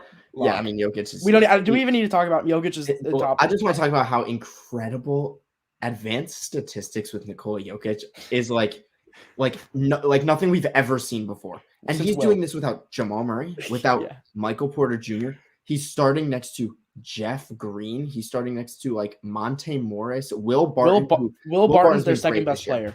Second best player, and he's been solid this year. But it's Will Barton. He was horrible last year.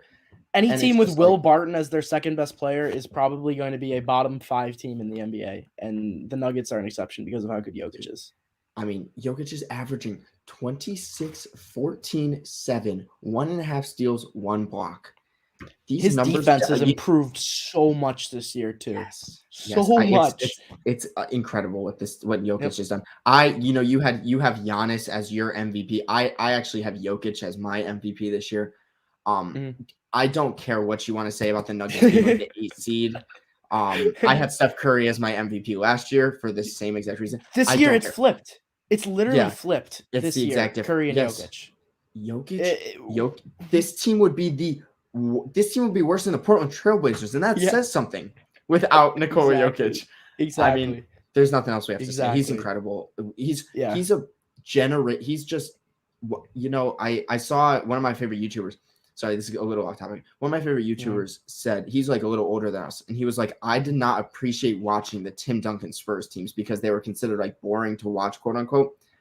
Don't do that with Nikola Jokic. When you just watch Nikola Jokic play, it's incredible how a man of his size and like just watch Nikola Jokic. That's all I have to say. Yep. Yeah. Jokic, just unreal. And so for your final forward position, I have Rudy Gobert. Yeah, I'm so happy. Baby. That's crazy that both of us are at the same. He just went health and safety protocols though, so he might. You want to hear a stat? Hold on, I saw it earlier today. So far this year, when Rudy Gobert is not on the court, the Utah Jazz have a defensive rating of 137.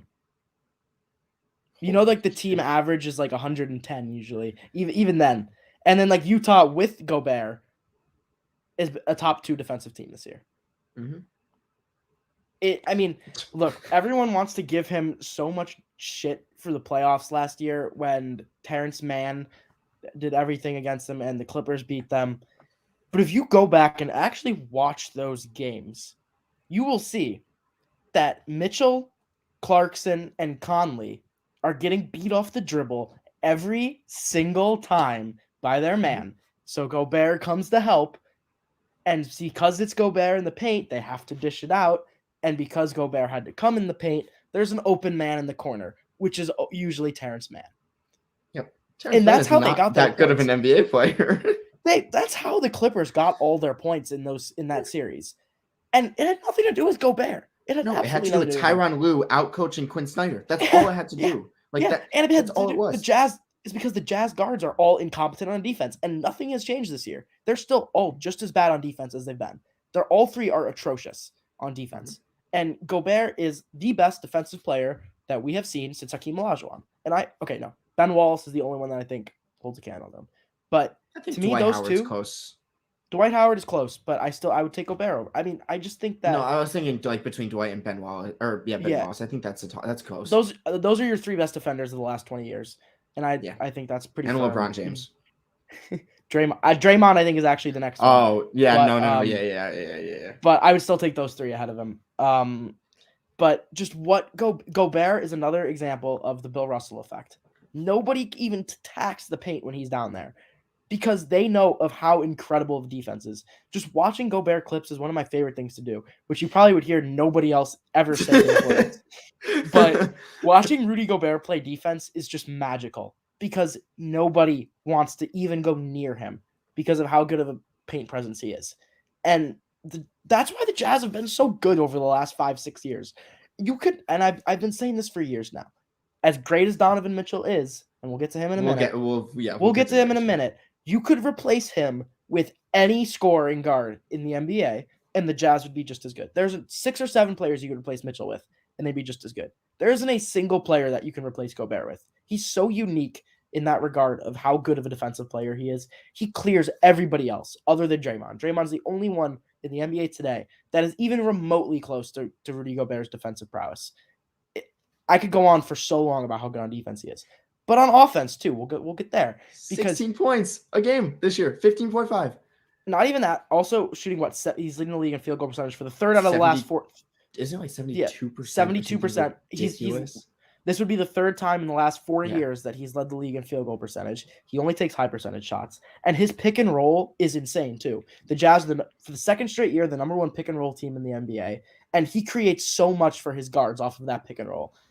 Gobert I don't care what you say. To me, he's top 10 in MVP right now. It'd be a little overzealous to put him top 5, but to me he's that 6 to 8 along with like DeRozan. Gobert's having an incredible season, and it's time he gets his respect. Seeing him as the 9th highest voted player out of the Western forwards is just it made me so sad. And he's probably going to be the last pick in the draft as well, just because no one respects him like that. They won't vote him in to start, and then he'll probably be like the last player picked, like it was last year. Like, now it's so sad, but he should start. Yeah.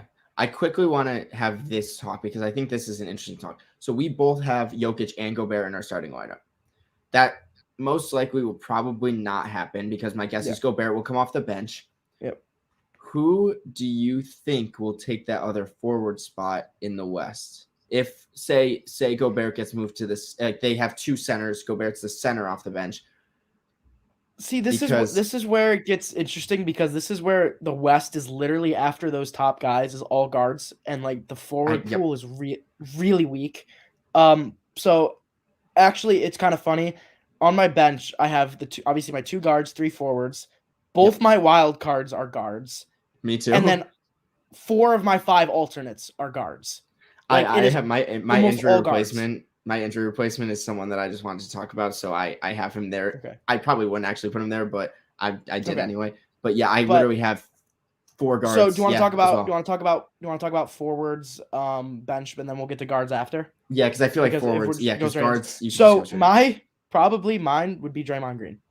That's who I have too. I have Draymond as my number 1 forward off the bench. Yep. Me too. I can go for hours. I mean, well, you can go for hours about Gobert. I'll do the same thing for Draymond Green because this man, we're not winning those championships without Draymond Green. I don't care what people say. It's crazy to say, right, that me and you might have an all-star starter averaging 8 points a game, but that's just how great Draymond Green is this way. We're not going to see anything like him, for a very long time. He's averaging 8 points, 8 rebounds, 8 assists, 1.4 steals, 1.2 blocks. You probably have Gobert as your defensive player of the year. I think him and Draymond, it's such a toss-up. To me, you could give either of them. I think they'll give it to Draymond because the Warriors are the best team in the West. the best team in the league, and because Gobert has had a monopoly on it the last few years. To me, either one deserves it. But if you look outside of the Warriors bench, just look at their starting lineup. Steph Curry and Jordan Poole. Steph Curry has obviously improved in his defense this year. Jordan Poole is probably a Trae Young defender. He is not a good defender at all. Mm-hmm. Wiggins has definitely improved on his defense a lot, so I'm going to give him a lot of credit for that. And Kevon Looney is kind of just the guy next to Draymond Green. Draymond has and this team is a top 2 defensive team with the Utah Jazz in the league. I think they might be number 1. I think they're 1 in Utah's too. Draymond Green impact is incredible, absolutely incredible. Our whole offense runs through him. If you watch our offense, he facilitates everything. Steph Curry does he gets all these open looks because of Draymond doing what he does, and he brings up the ball, he sets the off-ball screens, he hustles for every single loose ball, he gets under every offensive player's skin. I mean, he's an incredible player, and I'm so happy that he's getting the love this year that he deserves, because I think he's just such an incredible player. And it's just crazy that we're talking about a guy averaging 8 points a game in the All-Star starting lineup possibly, because that's just how impactful Draymond Green is on the court for the Warriors. His efficiency is what's kind of separating him this year from the past couple of years, where he's been doing this every year for the last couple of years. But he's shooting 53 or 54%. 53.7. Yep. Where he usually is hovering around 45, right? Career high this year. Yep. So being able to shoot nearly 10% better than his career average is insane. And that's just in addition to how good his defense is. This is arguably his best defensive year as well, or one of his 2016. He was incredible on defense too. Yeah. But yeah, this is peak Draymond Green at this moment. I think everyone who said he was declining the last 2 years is absurd. He's literally just taken on a different role in their offense where he just doesn't shoot the ball anymore. And people seem to equate that as he's not as good anymore. It's absurd. Draymond Green is, if they don't give it to Gobert, yes, he would be my next guy in. Yeah, the next guy I have, because we've talked about Draymond and Gobert a lot defensively. I have Paul George as my other forward coming off the bench. I believe you probably would have. I don't know who else you would put coming off the bench besides Paul George. He was a top 5 MVP candidate for the first month of the season. The Clippers, I believe, are sitting at the 7th seed right now, and Eric Bledsoe's their second best player on the team. I mean, no, Reggie Jackson. Reggie Jackson's having a great year. Reggie Jackson, true. Put some respect on Reggie Jackson. I mean, Paul George has been incredible. I've loved Paul George since his Indiana days, and I love seeing him succeed this year. 25 points a game, 7 rebounds, 6 assists, 2 steals. The highest minutes per game on the team by 5 minutes, which is kind of crazy if you think about it. And he's starting next to Reggie Jackson, Marcus Morris, Eric Bledsoe, and Zubac. And they're better than LeBron, Russell Westbrook, and Anthony Davis. Yep. I mean, Paul George has been incredible this year. There's no other way to put it. To me, he reminds me, not in terms of being a player, just in terms of the situation. He reminds me of Jimmy Butler in the East, whereas in he's a lock to be an all-star, but I don't think he's quite there at the starter level yet. But but he's 100% on the team, 100%. Yeah. He'll be a reserve. I don't see any case for him to start unless people just really hate on the defensive players of Gobert and Draymond, and because they make their name on defense, they don't get the recognition, so people would give it to George. I don't think that's going to happen, but I mean his efficiency is still pretty poor, but it's not really his fault because the defenses really only have to worry about him and nobody else on that team.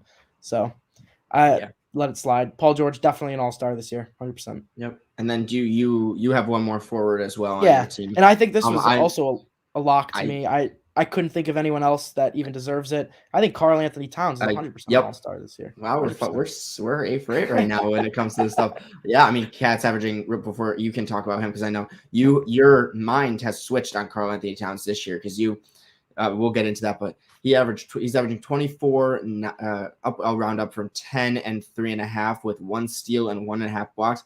Look at those defensive stats finally going up. Yep, and not even just the stats too, but it's just the eye test. You watch Cat on defense, and he's so much better than he was a couple years ago. He's just in the right spots now. It's not even anything other than IQ. That's all it is. He just knows where to be now.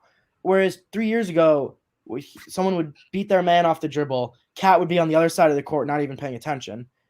Now, Cat makes the right transition, gets down there, and can block a shot, force him to pass out, something like that. He's improved tremendously in that area, and I think that's part of the reason why Minnesota is definitely going to be. I think they're 100% going to be a play-in team this year, which makes me so happy because I was really high on Minnesota this year, so I really hope I had them as the A seed in my preseason power rankings, which I'm happy about. But what you also have to look at with Karl Anthony Towns is he's the guy I was mentioning in the West that's closest to a 50-40-90 right now. Yeah, free throw, he's not quite there. 83% free throw, he's not quite going to cut it.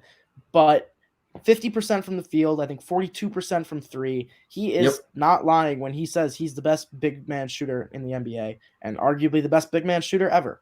I'm not going to disagree with that. He's a fantastic three-point shooter. He's overall a fantastic offensive player. He can score the ball very efficiently. He's a pretty good rebounder for a center. I'd say that's actually probably his weakest attribute now that his defense has improved.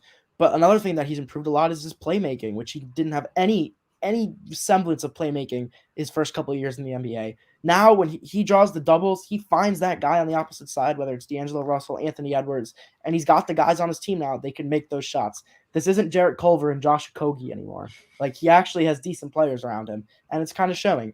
To me, this is one of the best seasons of his career, and I'm really happy seeing the way he's playing right now. I used to be a Cat hater. I still think he's kind of a whiny bitch at times, but you know what? He's a good player. He's earned my respect. That's great. Yeah. So those are the only forwards that I have for pretty much until we talk about quote unquote snubs. Or I might have snuck one in there for injury replacement, but we'll talk about that. Maybe a previous Minnesota Timberwolf, but we'll talk about that. I know what you're talking about. Let's go to our guard plays. So the player that I was actually up in the air about I was choosing between John Morant and Donovan I had Donovan Mitchell as the other player that I was choosing. Really? Oh, between interesting. Yeah, interesting. I like Donovan Mitchell. I have him as one of my 2 guard spots.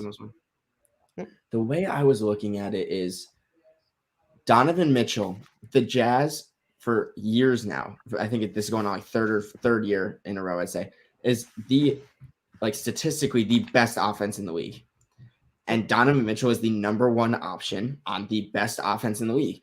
And as much as you want to say, like, I know you are a huge Rudy Gobert fan, and Rudy Gobert definitely does have a huge part. And Quinn Snyder's offense has a huge part of it because putting just shooters around Rudy Gobert, it's a successful way. But when it comes down to crucial situations, when it comes down to get me a bucket, Donovan Mitchell is one of the best in the league.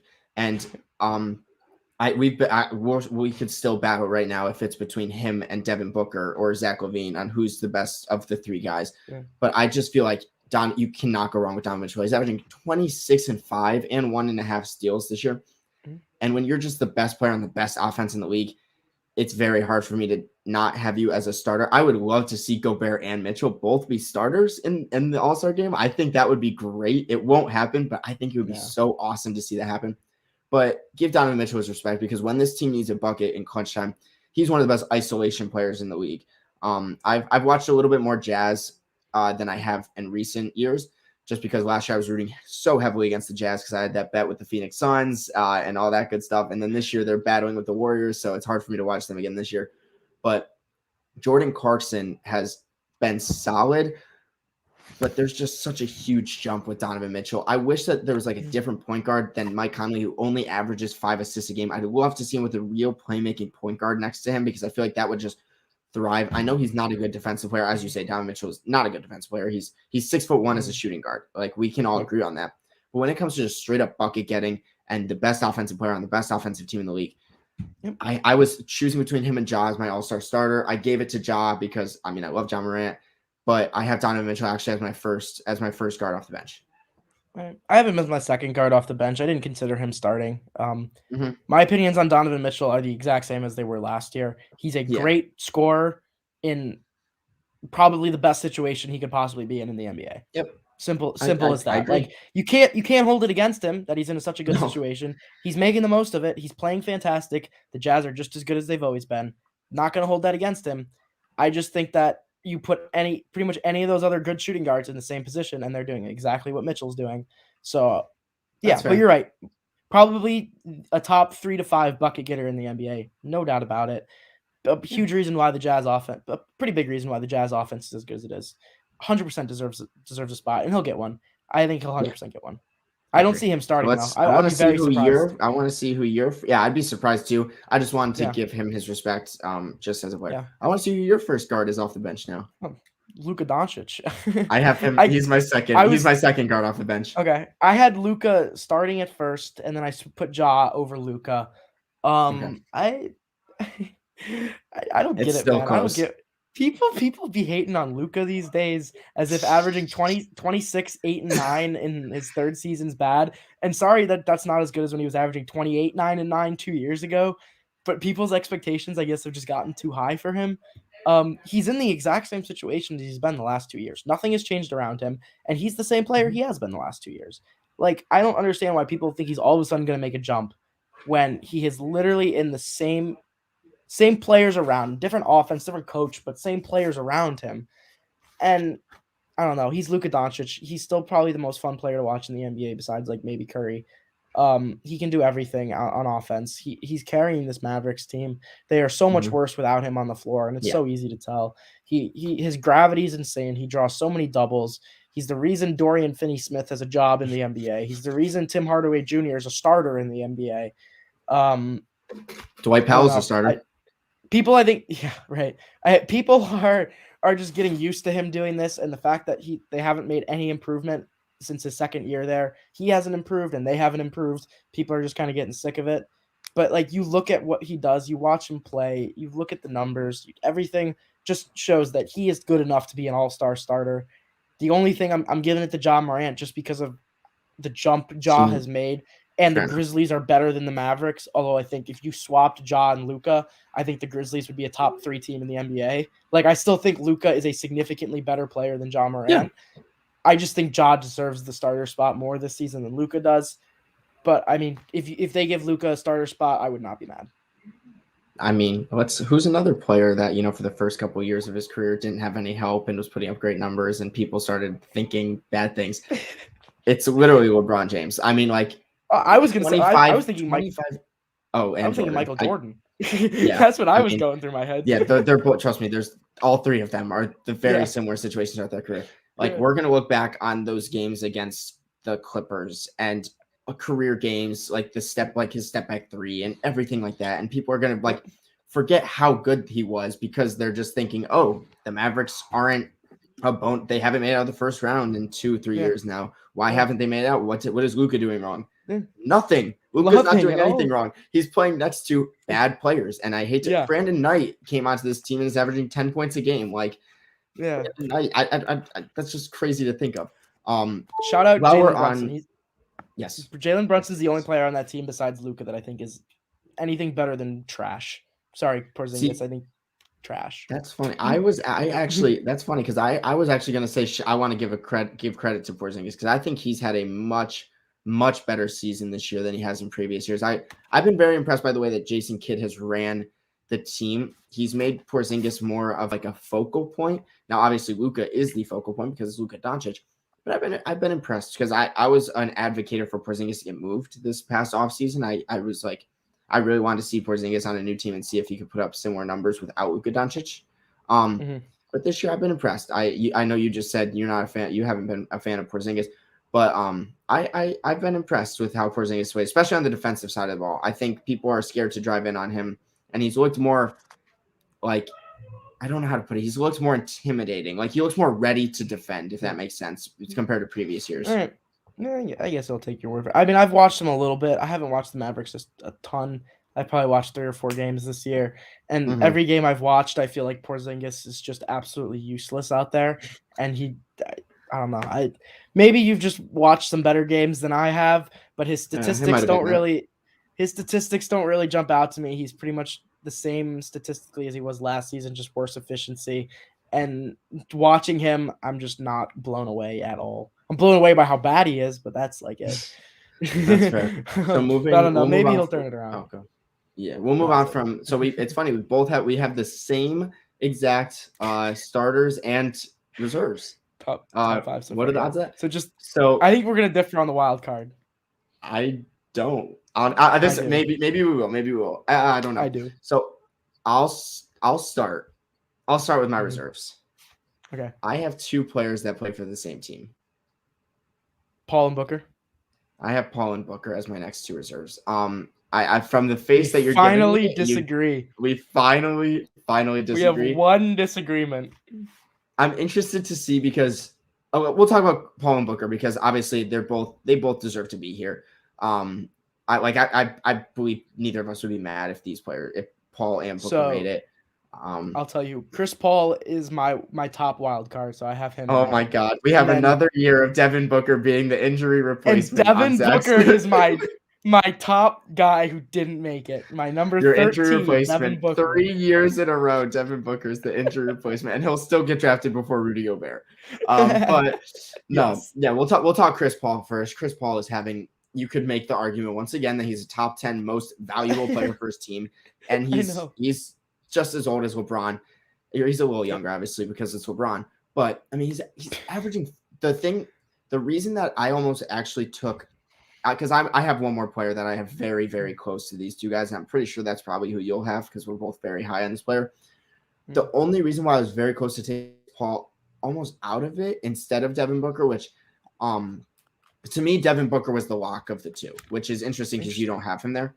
But it's just because Chris Paul's 3-point shooting this year is so abysmal. He's shooting like the worst he's shot from. He's shooting 31% from 3 this year. Yeah. And that's like the worst we've seen from Chris Paul in years. And obviously he's getting older. I don't expect him to keep up this productivity for much longer, even though he probably will because it's Chris Paul. But he's averaging 14, 10, and 2. He's still one of the main reasons, if not the main reason, why this team is winning so many games. I just gave the edge to Devin Booker because I've been very, very impressed by just how Devin Booker has played. I know his mid-range shot has been worse this year, but his 3-point shot is like one of the most efficient it's been in his career. I mean, he's averaging 24, 5, and 5. I've loved Devin Booker for a while. I think he's a great player.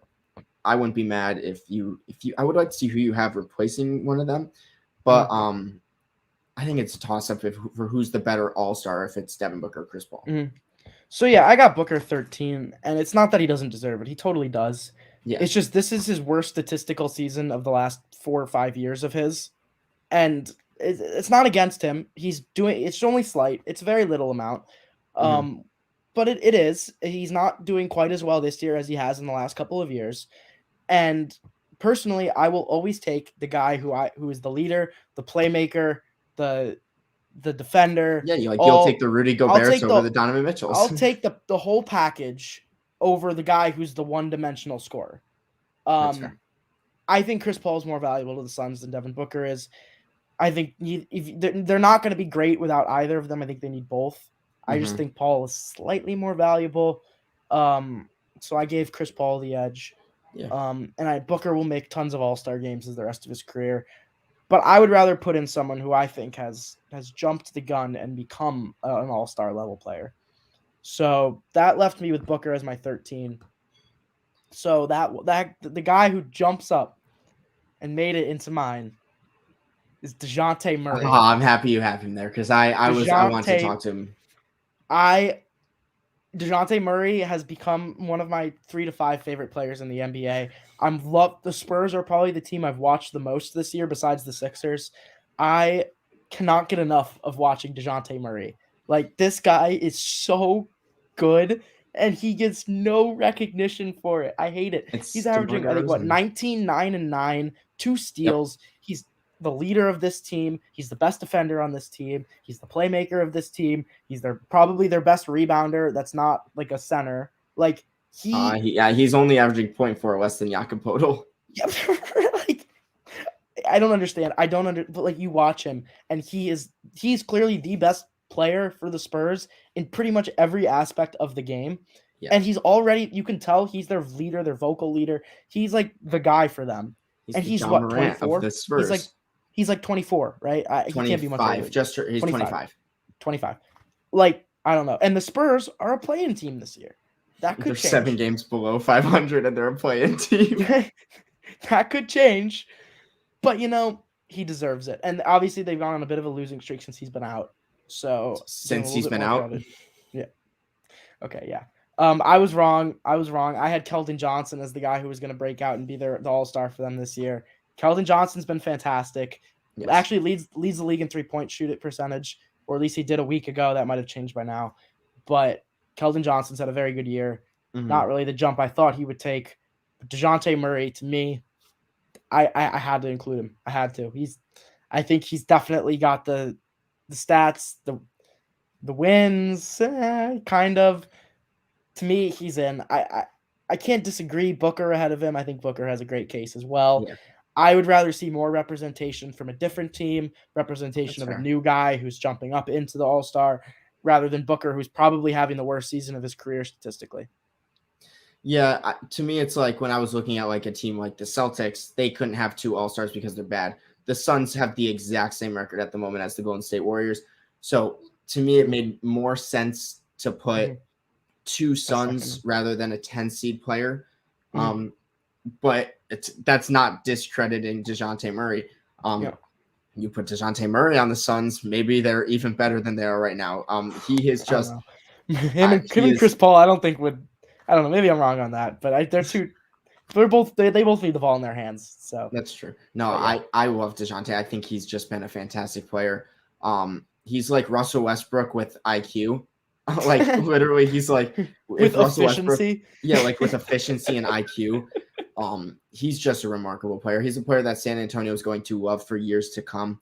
He's someone that, and my favorite thing about him is he's someone that you can easily build a franchise around. Like, to me, this might sound like a stupid kind of comparison, but I could see Tyrese Halliburton being that kind of player for the Kings in the future. Like, these are just players that have high IQ basketball that eventually the stats will just come.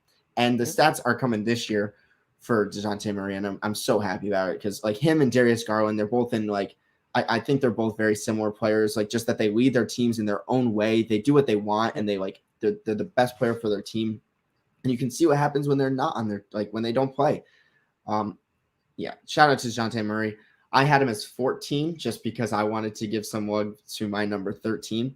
But no, yeah, Dejounte Murray is a fantastic player, and I would love to see him make the All-Star game. Like, I would be, trust me, if he made it over like Chris Paul or Devin Booker, I'd honestly be very happy because I love Dejounte Murray, and I'd love to see the Spurs be represented in the All-Star game.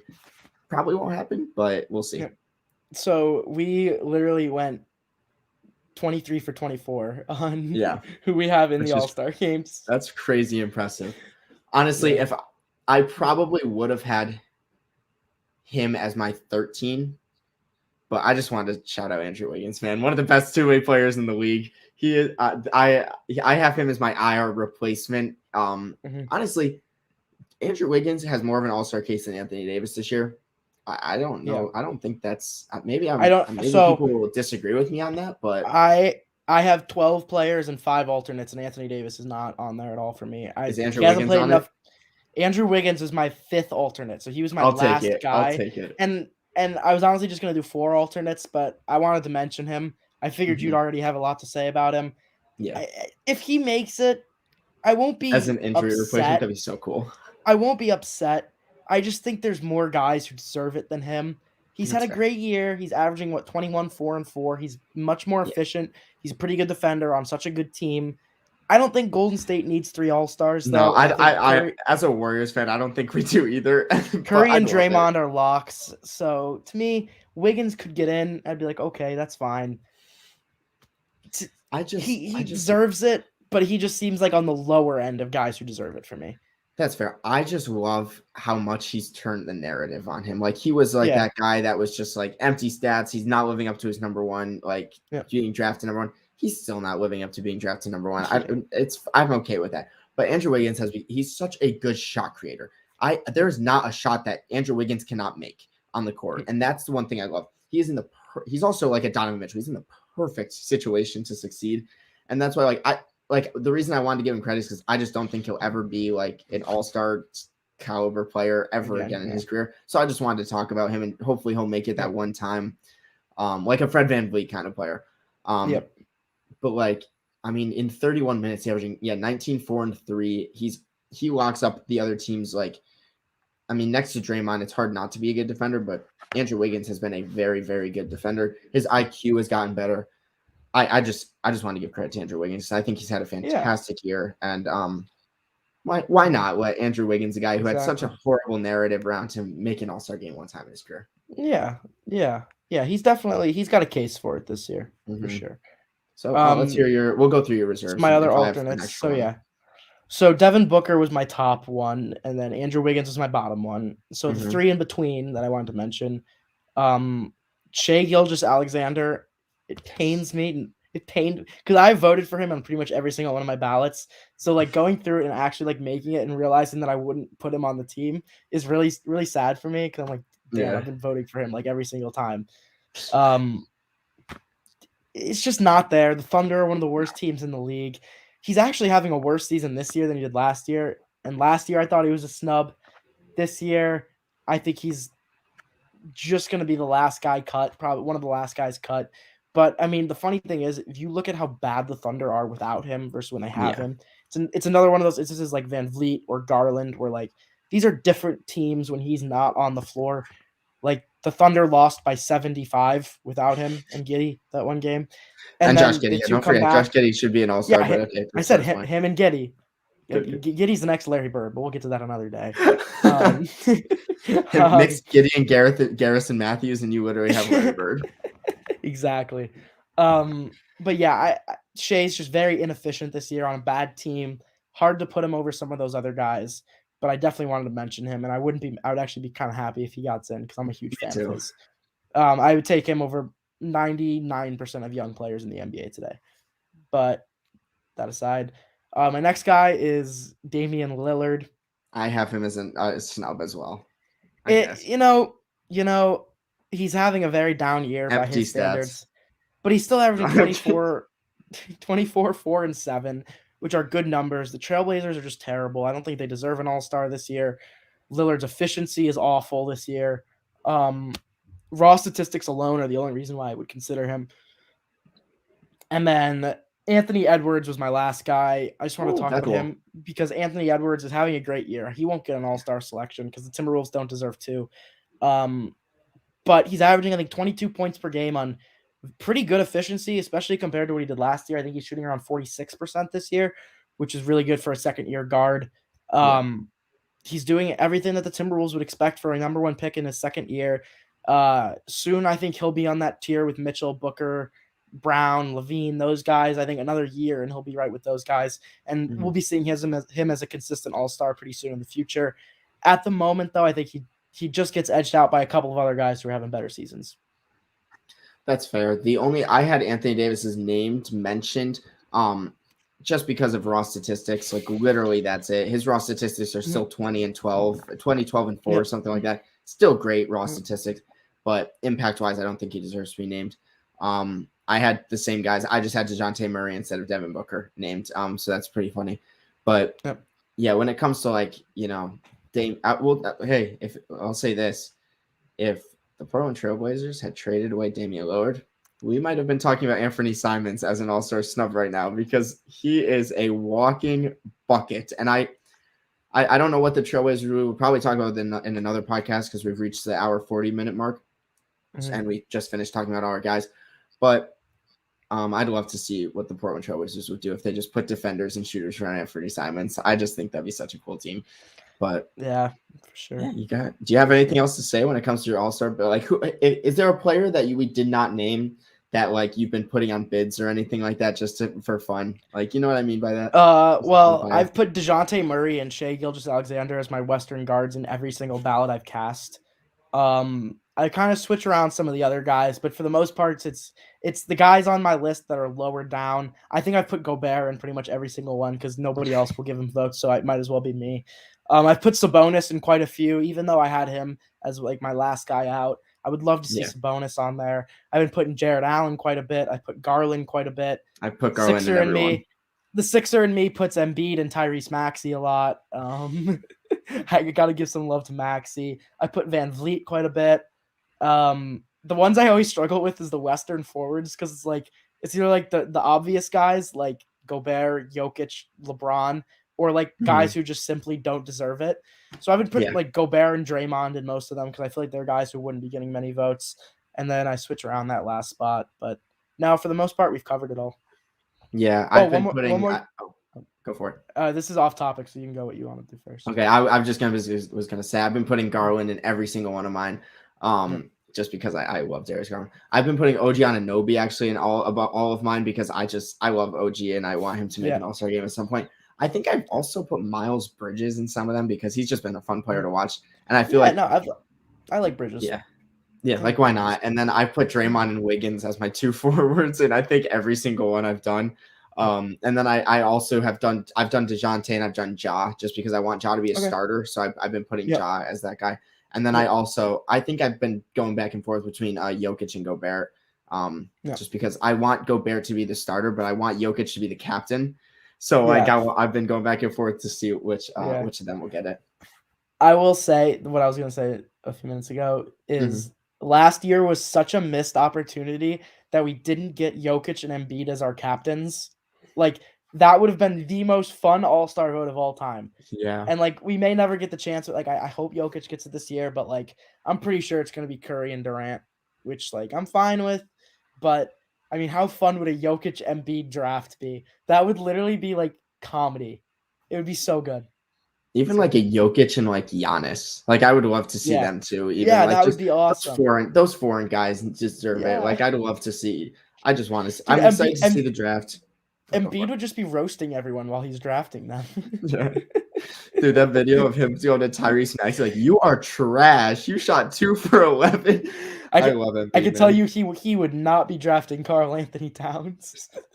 Imagine or he would draft him just so that he wouldn't play him. No, he drafts him and at the end he'd be like, I want to trade him. I don't want him on my team. I just drafted him because I wanted. Like he would do something stupid like that. Yeah. Hey, but that wraps up the first Backcourt Press podcast that we've had in a very long time. We will be back to being a lot more consistent with this coming very soon. I know both of us were getting back into school. I know you're not back yet. I'm online for the first couple weeks, so we'll find time to do this though. I got nothing but free time right now. Exactly. I got nothing but free time. Yeah, we're here. We're here to stay. And we're back. Backcourt Press is back. Thank you all for joining. Thank you to Will Hoffman and Miles for commenting. I didn't put it on the screen, but thank you guys for commenting on the YouTube channel. And you can find us on Facebook, on YouTube, and on the I-95 Sports Network. Also, big shout out to, if anyone's watching, the Eastern Observer just created which is the thing that I write for Temple Owls basketball. If that's this college I go to. We just created a new website, very cool new website. If you guys want to go check it out, I've been writing a lot there, so it's been fun to write for the Temple Owls. We just won a crucial conference game against UCF. Articles coming out tomorrow for that, so stay tuned. Wow. But imagine your college team winning games. I can't. Yeah. Okay. What are we? Second worst in the conference now instead of worst. So don't worry about it. Cuse is right there in the ACC.